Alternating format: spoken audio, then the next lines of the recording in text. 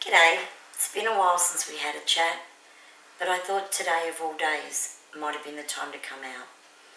Today, me, like most Australians, are thinking about Mr. and Mrs. Morcombe and what they must be going through tonight.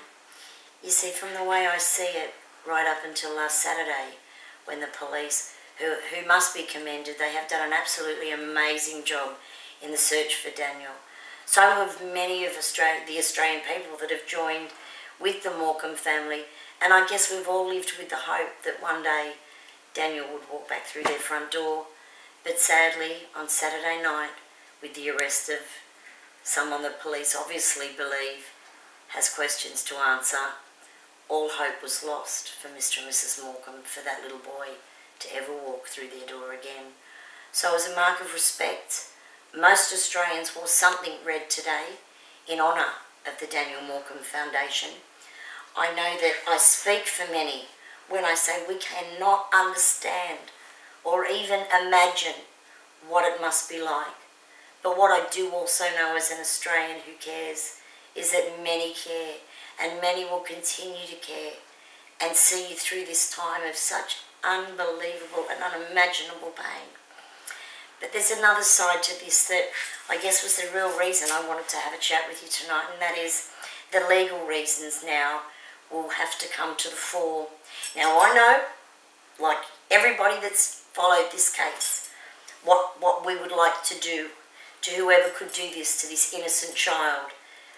But as a matter of law, we can't do that publicly.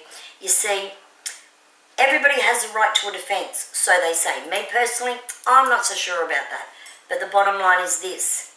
If we explode in a wrath of what we would personally do to someone of this, I don't even have a word, so we'll leave that for a minute. But what we must do is we've got to use the anger, and we've got to use what we would like to do privately, voice it through an email, write letters to the Attorney General, to the Prime Minister, because what we need to do is show them we want life without the possibility of parole.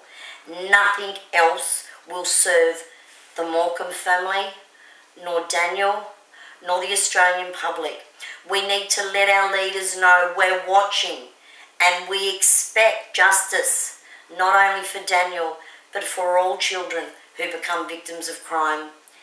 I would like to take this time just to ask you, please do not give some hotshot defence attorney an out with, well, how can this be a fair trial? Please don't do that, because every time that happens, the Morcombe family have to go back to the beginning, and surely you'd have to agree with me, they don't deserve this. So please, vent your anger, vent your frustration, and vent it loudly on paper to the Attorney Generals in your state, to the Prime Minister. Everybody should do this. Now, I'd like to take this time to say that I'm enormously proud to now be associated with Fighters Against Child Abuse Australia. Adam and Russell, two of the leaders of this organisation, decided that maybe it was time that collectively all the advocates, all the groups that speak out on behalf of children got together and united for one reason and one reason only: to leave our egos and our names behind us and put the children of this country to the fore. They drew up a petition which we're circulating through all our avenues. Everyone stands for the one thing, whether it's My Whispers of Hope Foundation or Fighters Against Child Abuse and the plethora of others who genuinely, you know, we've got people down in Victoria like Brianelle Taylor and Janine, and then of course we've got Darren Hinch, who, wow, what can we say except so glad you're on the mend, Darren, to start with. And he'll be back, and he'll bring his opinions, and he'll bring his voice. And all of those, Steve Metcalf down in Victoria, I just know that we can do this. We can bring change together if we unite and say, no more. We demand a life sentence for whomever is found guilty of the murder of Daniel Morcombe. We must, for the Morcombe family, show them that We will never abandon them, and we will never abandon a child who deserves justice. So pretty much that's just Kazzie K having her say again. But before we go, I've got to say a really, really special get well to Breezy. She's a Victorian advocate who's done it a little tough of late, but in true fighting spirit, she rang me this morning and said, I'm back. Well, you can't keep a good woman down, so they tell me. So to all of my new friends at Frocka, and another mention to Nathan, who without him, most of my clips would never make it to YouTube. So I'm very blessed to work with an amazing group of people.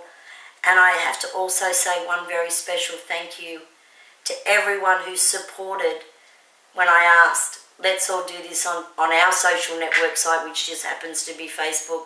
Let's all put up Daniel's red shirt to keep promoting what the Morcombes started some 8 years ago. I leave now on the respected note that write your attorneys, write everybody you can, use your voice. Let's bring this one home with life without the possibility of parole. Have a good one, and remember, you and your life matter. See ya.